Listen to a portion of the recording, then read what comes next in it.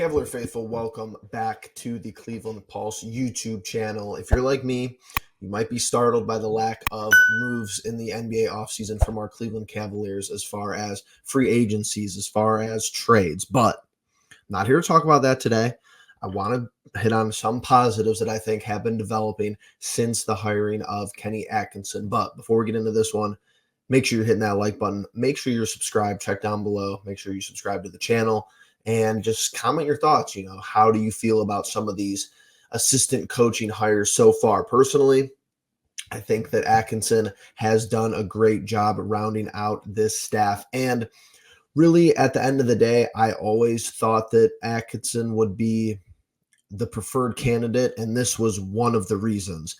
No disrespect to James Borrego, but it always felt like Atkinson was coming from a better coaching tree over with Steve Kerr and the Warriors, but also somebody who's just had more NBA connections, more big league connections. And I think that's really showing up here in some of his assistant coaching hires. So we just have a couple people so far. There's going to be more people added to the staff. We'll talk about that before we sign off, but let's just talk about one of the first hires, who was Jordan Ott.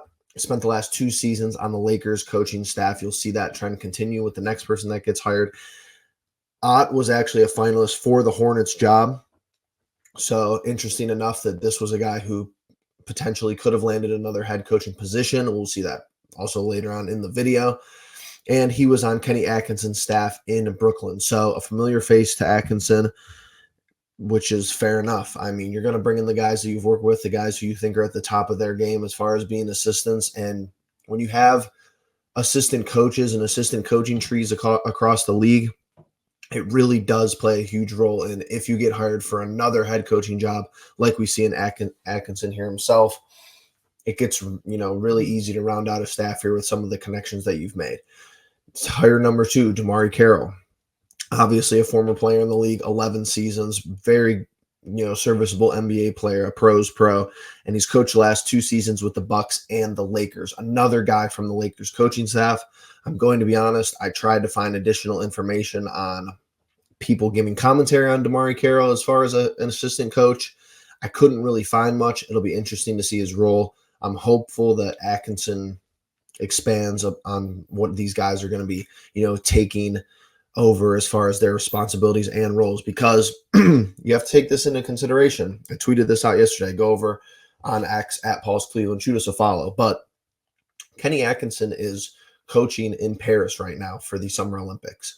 He will not be working with the team in a personal, one-on-one, in-person capacity for at least the next 5 weeks. That's a huge chunk of the offseason, especially in an offseason where there has been some transition, there has been some change. Yes, you get the commitment from Donovan Mitchell, but when you have to implement a whole new offensive game plan, a whole new philosophy, thought process on how you're going to go about, winning basketball games in the NBA, 5 weeks out of the offseason to be missed is consequential to me. And I really only say that because when I was doing some research, I found out that Nick Nurse last year, when he took the 76ers head coaching job, he stepped down from Team Canada. So there is some interesting precedent on this, what's happening as far as Atkinson and the Olympics, but he was most likely already committed to this. I understand that he wants to do that. I'm not saying it's anything negative toward him. I'm just saying it could be a potential negative for this offseason of the Cleveland Cavaliers. And here's the big one that just came in recently. Johnny Bryant, who was actually interviewed by us for the head coaching job.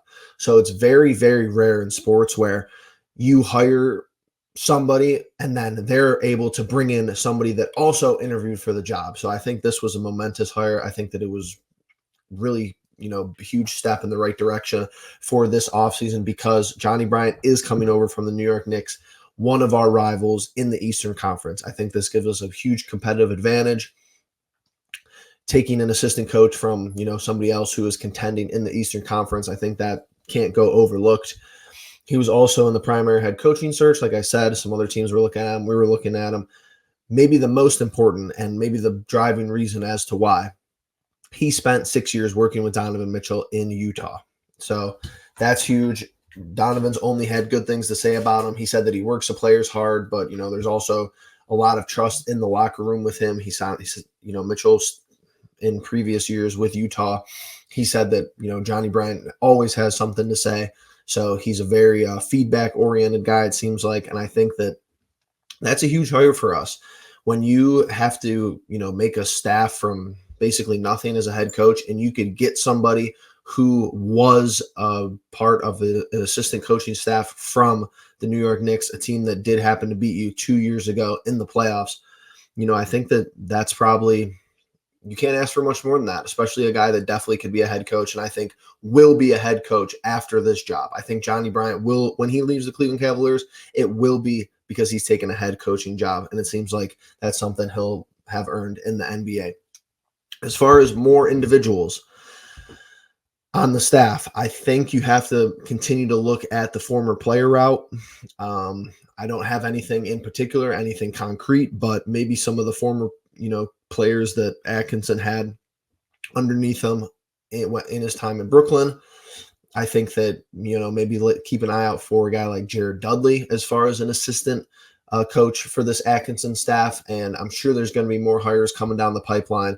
And we'll keep you updated on everything that's here, on the Cleveland Pulse, as far as how this assistant coaching staff continues to round out. But with that all being said, appreciate you guys watching the video, hanging around, just hearing some of my thoughts on these assistant coaching hires. I know it's not flashy. I know it's not the big free agency move or the big trade that we want, that I want as well, but there are still some good things happening behind the scenes here as far as the Cleveland Cavaliers and this off season.